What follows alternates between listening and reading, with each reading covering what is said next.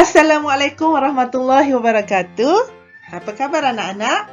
Bertemu lagi kita dalam pembelajaran matematik tahun 2, nombor hingga 1000 bersama Cikgu Suryati.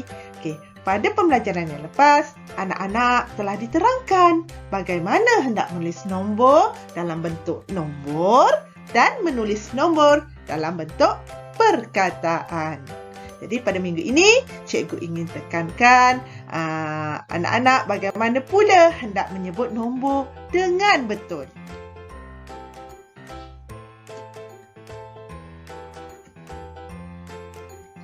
Okey, baik. Cikgu bagi satu contoh nombor. Okey, iaitu 528. 528. Seperti pembelajaran yang lepas, cikgu ajar mula-mula kita buatkan rumah untuk nombor-nombor tersebut. Okey, kita buatkan rumah untuk nombor-nombor tersebut. Okey, seperti ini. 1, 2. Okey, kemudian kita beri nama rumah.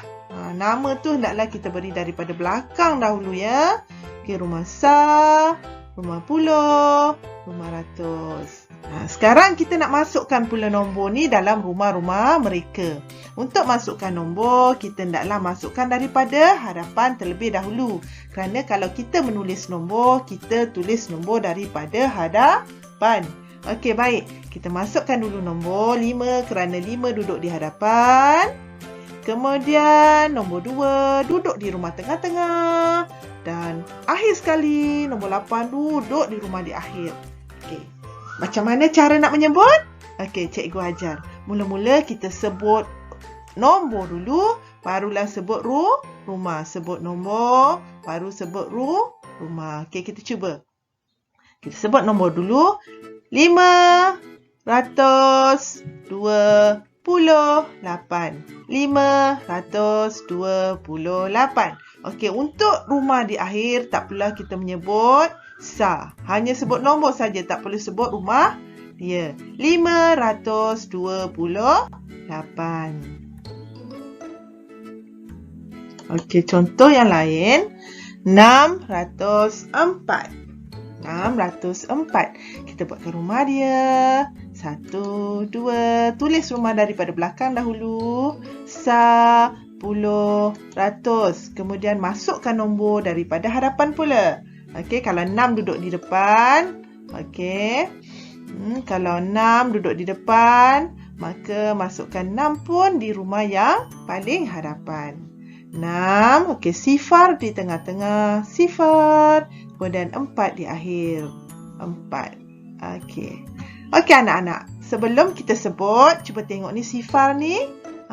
Sifar ni ialah kita anggap rumah ini tidak ada orang. Jadi kalau tak ada orang, kita pindah rumah sebelah terus. Tak perlu sebut rumah dia. Okey, contohnya 604. Kita lompat. Tak perlu singgah di rumah dia. Tak perlu sebut rumah dia. 604. Sebut nombor, sebut rumah. Kemudian tengok jiran ni kosong, terus pindah rumah Sa ni. 604. Okey, faham? Okay, kita tengok contoh yang lain. Okey, contoh seterusnya. 980. 980. Okey, kita buatkan rumah macam biasa. Buat rumah dia. 1, 2. Masukkan nama-nama rumah dari belakang. Sa, puluh, ratus. Kemudian masukkan nombor pula dari hadapan. Ikut. Kalau 9 di hadapan, letakkan 9 di rumah hadapan. Nombor 8 di tengah-tengah, masukkan dia di rumah tengah-tengah. Sifar di rumah belakang, masukkan dia di rumah belakang. Okey. Jom kita berlatih sebut sama-sama. Sebut nombor, sebut rumah. 980. Jadi rumah di akhir ni tak perlu sebutlah sebab sifar, tak ada orang. Kan? Okey, jadi kita tak perlu sebut rumah ni. Kita hanya sebut 980. Baik. Contoh Okey, contoh yang terakhir yang cikgu nak tunjukkan pada anak-anak ialah 147. Nombor 147. Okey, macam biasa, macam cikgu ajar tadi. Okey, kita masukkan, kita buatkan di rumah. Okey, buatkan di rumah. Okey, masukkan nama rumah dari belakang. Puluh, ratus. Okey, masukkan nombor pula.